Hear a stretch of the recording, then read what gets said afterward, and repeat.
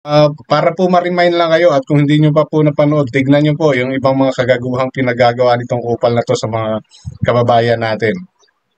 Okay, so panoorin nyo po to.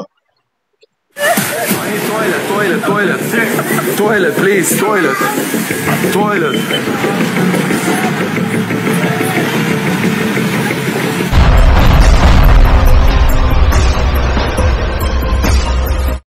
Medyo mainit-init pang balita, no? Tungkol ito dun sa Russian-American vlogger na si Vitaly Surovsky. No? Tama ba yung pagkaka-pronounce ko, no? But regardless, okay? Ito yung Russian vlogger na ng bastos, ng insulto, no? Nanakit. Nanakit pa dahil meron siya nasagasaang paa ng kababayan natin nung gamitin niya yung tricycle din ng kapwa natin Pilipino na kinukonsinte, no, nung mga Pilipinong umaalalay sa kanya. Meron kasi siyang mga alalay na Pilipino na nagbibideo at merong isa talagang taong nakaano sa kanya, kumbaga nakaalalay, no? Just in case siguro may pumalag. At makikita niyo po yan sa ilang mga video ko about dito sa taong ito. So may latest update sa kanya at mukhang matutuluyan siya. Nililipat na siya sa BJMP. Palakpakan niya. Right, so very good, no? Very good. At tinuluyan talaga siya. Kasi para sa akin dapat talagang maranasan niya muna, no, yung makulong dito sa Pilipinas at maranasan niya kung anong sa klaseng bilangguan meron ng Pilipinas. Sana nga matakalan to no? So sa inyong mga nasa BJMP, iparanas nyo po sa kanya yung buhay ng isang bilanggo sa Pilipinas.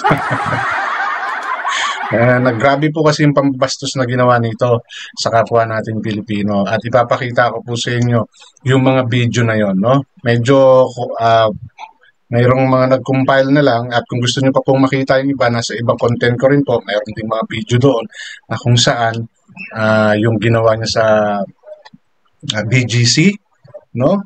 Sa Boracay, sa Maynila at sa Divisoria.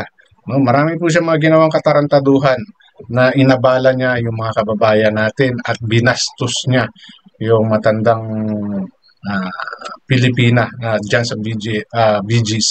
Yung BGC talaga yung nag-trigger kasi may mga umangal talaga, which is good. No? So, pag mga ganito po, wag po natin konsintihin, lalo't dayuhan. No? Nagmumukha na nga po tayong katawa-tawa sa ibang bansa. Tapos dito pa sa mismong bansa natin gagawa ng kantarantaduhan at papabuyin yung kapwa natin Pilipino. So, yung mga ganitong klaseng tao po, wag po nating pahintulutan, no? Nagdumami sila rito. So, ito nga po yung latest, no? About dito kay Vitaly. So, ito po siya ngayon, no? Nanduro na po yan sa BJMP, no? Inilipat na po siya sa BJMP. Okay?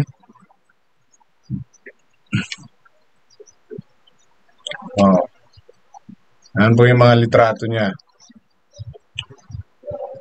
So, under process na po siya sa paglipat sa BJMP. No? Di ba? Akala nyo, napakasanto, di ba? Yung itsura niya. Pero, eto siya dati, no? Bago siya nakulong. No? Tingnan nyo kung paano niya pinagtatawanan. Yung, di ba? Nasa harapan niya pa si John Vic Rimulya. Pero tignan nyo yung mga reaction niya. Ito yung first time na nahuli siya, ha? Di ba? Tuwang-tuwa si Kupal. Kumpara natin yung mukha niya now and then. Ito po siya ngayon. Sabi nung attorney niya, nagpakabait na raw to no? At actually, tinangkapan itong suhulan. No, yan. Di ba? Tinangka niya pang suhulan yung mga security guard na tinarantado niya. Yan itsura niya ngayon. Yan, namayat si Kumag. Maigi nga sa'yo. Kasi po, sinuhulan niya pa po yung mga security guard na nagkaso sa kanya. Meron din po akong video noon. Kung gusto niyo pong panoorin, tingnan niyo lang po diyan. At sa end of po ng content ko na to, ipapakita ko po sa makikita niyo naman po kung ano yung mga video na nagawa ko na tungkol sa taong ito. At pinaliwanag din ni John Vic Rimulya na talagang kinontak nila, no? Kasama pa ata raw yung attorney sa nag-contact para subukang aregluhin yung mga nag-asunto sa kanya mga gwardya sa BGC, no? At ang attorney nito Pilipina, no? Mayroon din po akong content noon. Galit na galit siya dito kay Vitali, pero siya yung counsel. Counsel po siya nito. Pero nagagalit daw siya sa ginawa. Pero tumayo siyang counsel. Galit ka pa ng lagay na yan. So meron din po akong content noon. So yun po ang pinaka-latest update din sa kumag na to na ngayon ay nilipat na sa BJMP. Doon siya maghihintay hanggang sa magkaroon ng resulta yung kanyang kaso. At kung sakaling talagang mabigyan siya ng sentensya, mahaba-haba, mga 1 taon higit ang stay niya sa kulungan bago siya i-deport, no?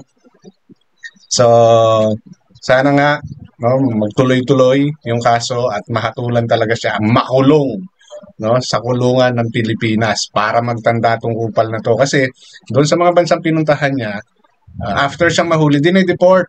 No, hindi lang kasi dito sa Pilipinas niya ginawa yan. Marami siyang ginawang bansa. Ganyan yung content niya. Pupunta sa ibang bansa, mang-uurat ng mga lokal doon. Tapos pag nahuli siya, ide-deport. Nagkataon dito sa Pilipinas, no? Para maagaw yung attention. Hindi. Okay yung ginawa dito ni John Vic Rimulya, no? Para magtanda. Ang sa akin kasi dito, tangina, katawa-tawa na nga tayo sa ibang bansa sa mga nangyayari sa Pilipinas, dadagdagan pa nitong kumag na to. So dapat lang may sentensyahan to, no? Kahit dito man lang makamay tayo. Okay. So, yan po, no? At ito po, no? Para po ma-remind lang kayo at kung hindi nyo pa po napanood, tignan nyo po yung ibang mga kagaguhang pinagagawa nitong kupal na to sa mga kababayan natin. Okay, so panoorin nyo po to. No. Turn it on. No. Turn it on. No. Fix it came out early. Toilet, please. Toilet.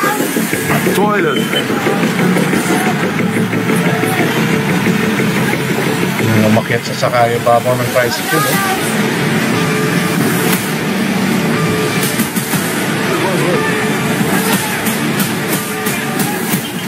Give me. Pahiram mo kaya, pahiram mo. No, may nagsasalam, pahiram mo kuya, pahiram mo. Yan, no? Matindi.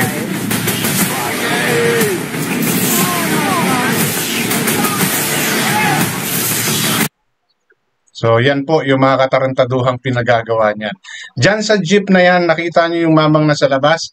Yan po yung sinasabi kong isa sa umaalalay sa kanya. I think Pilipino yan. At yung nagbibideo sa kanya ay Pilipina. So, I don't know kung ito ba ay ginawa ng investigation o dinamay din ba ito sa pagkakaso sa taong ito. So, yun po yung hindi malinaw. Nabigyan lang po ng kaso dito talaga yung kumag na yan. No? So, ilan lang po yan sa mga ginawa niyang katarantaduhan bukod po sa BGC. So, nakita niyo umakyat sa ibabaw ng jeep, nag-ala Spider-Man sa tricycle. Tapos, yung sa BGC, no, na mga katarantaduhang ginawa niya. So, ilan lang po yan sa mga pinagagawa niya nung siya ay hindi pa nakukulong at hindi pa nahuhuli. So, yan po yung content niya talaga. Gumawa ng mga katangahan, no? Kahit na hindi sa bansa niya.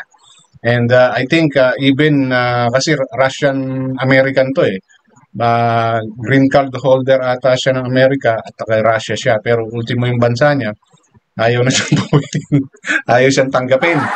Dahil sa mga katangahan at kahihiyan na pinagagawa nitong kumag na to. So, yun po yung latest update. Sana matuloy talaga, no, na siya ay masentensyahan at makulong.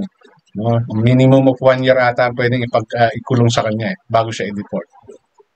So, dito I salute you, John B. Cremulya, dahil talagang hindi mo to pakakawalan. At huwag dapat pakawalan at maging example ito sa ilan pang mga dayuhan na pwedeng pumunta rito sa Pilipinas at magawa ng content nila. May mga iba namang lahi, may mga ibang Russian din naman na pumunta na rito, pero diba, okay naman sila eh. Okay naman yung mga vlogging nila, diba? Kumakain ng mga street foods natin, di ba? Nagtatry ng mga pagkain natin dito. Sila, okay sila. Pero ito, kakaiba ito eh. Kaya dapat lang na masentensyahan, makulong ito, at maranasan niya kung paano makulong sa Pilipinas. No? So, yun lang po. Ang gusto kong i-share sa content na to. Issue lang po tayo. Walang personalan ha. Hindi ko pinipersonal to. Yung katarantaduhan niya, yung aking binabatikos. So, hanggang dito na lamang. Maraming salamat.